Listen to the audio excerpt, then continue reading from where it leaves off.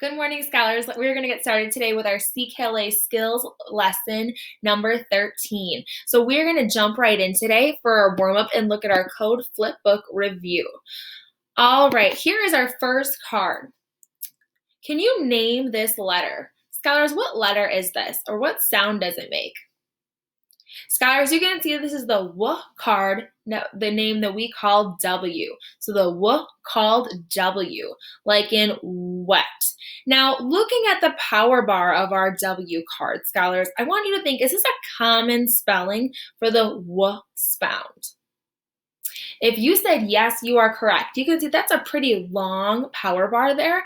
And remember, the longer the power bar, the more common it is, or the more we see it when we're reading or writing.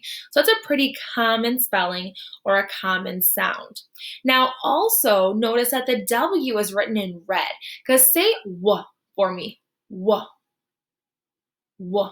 Listen, does it stop? Remember, it's a stopping sound, right? That sound either stops or my mouth is going to close, and that means it's a consonant. So we write it in red.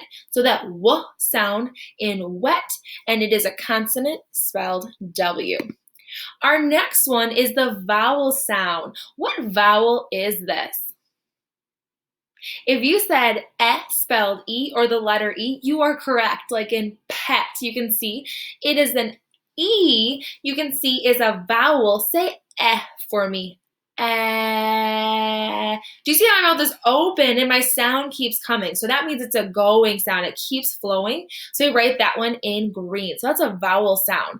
Scholars, take a look at that power bar for me, though, and tell me, how common is it?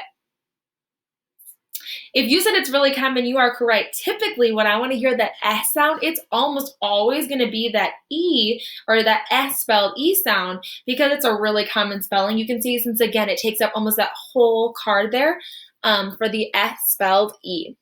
And we have one more we're going to take a look at today. What letter or what sound do you see here on this one? If you said U or the sound spelled U, you are correct, like in but.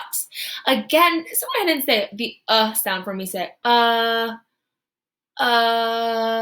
you see how that sound keeps flowing? And my mouth is also open. So that's why you see that it's written in green, because it is a vowel sound, and so it's a going sound or a flowing sound. So we call that a vowel sound. Scholars, take a look at our power bar for the sound, spelled U.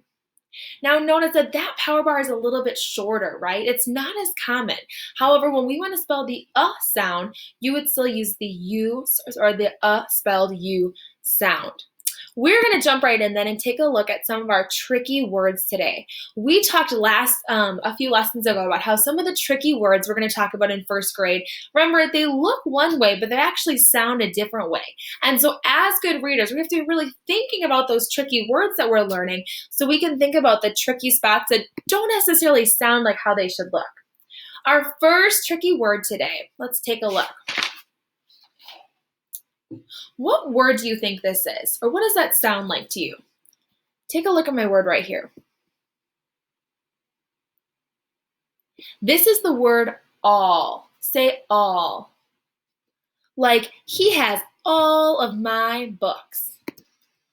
All right, scholars, in tricky word all, like as in he has all of my books, you can see here are some of our tricky parts. So take a look at that first part that I underlined, the A sound. Now that's the first tricky part of the word, because it doesn't necessarily sound like you would expect. Typically when we say an A or an A sound, it's going to make that A sound. However, in this word all, it's actually going to make an almost like an O sound, an all, okay? So that's the first tricky part. So that's why it's underlined here. The next tricky part is slightly tricky, not as tricky, but if you take a look at what I circled, there's two L's, and the L sound says oh. And when I look at this word, I see two L's, but I'm going to make one O sound or one L sound, right? It's not it's just all, right? So I have to remember that that A is actually going to make an sound, and that the L's are going to be one double L sound to say all, like he has all of my books. Go ahead and take a second and tell yourself your own sentence using the word all. Awesome job. If you didn't get a chance, you can always go back and pause the video and do it again next. All right, our next tricky word. Take a look at this tricky word and see if you can tell me, what do you think this word is? Look inside my blue box here. What is that tricky word? Try blending those sounds together. This tricky word is actually pronounced as some. Say some. Some. Like, I would like some rice, please. Or, may I please have some? Now, this is the tricky part of the word because this S part up here in the front, you can see I circled, that part sounds mostly the same. That's a typical, the S sound, as well as the M sound here sounds like you would typically expect, making the sound. However, I underlined our O and our E. O and the E, excuse me, because that's the tricky part of the word because they actually make an sound instead. So when I look at the word some, I need to remember that the S and the M, they sound typical. However, the O and the E are actually going to make an sound, like some. Go ahead and think to yourself if there are any sentences that you could make up with the word some. Awesome work. All right.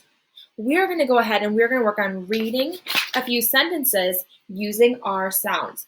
Just like last time, I'm going to point to the sentence first. I'm going to give you a chance to go ahead and blend those sounds together and decode it, and then let's read it together. Get ready. Ooh, here's our first tricky word. Some dog. Next one, get ready. All fish, fish. Get ready. All kids. Get ready. Some twigs. Get ready. All the dust. Get ready. All cats. Get ready. Some mugs. Get ready. Some dad. Get ready. To the jet. Awesome work today, scholars. There were 2 activity pages for you to get started on. You have 13.1 and 13.2, and they look like this.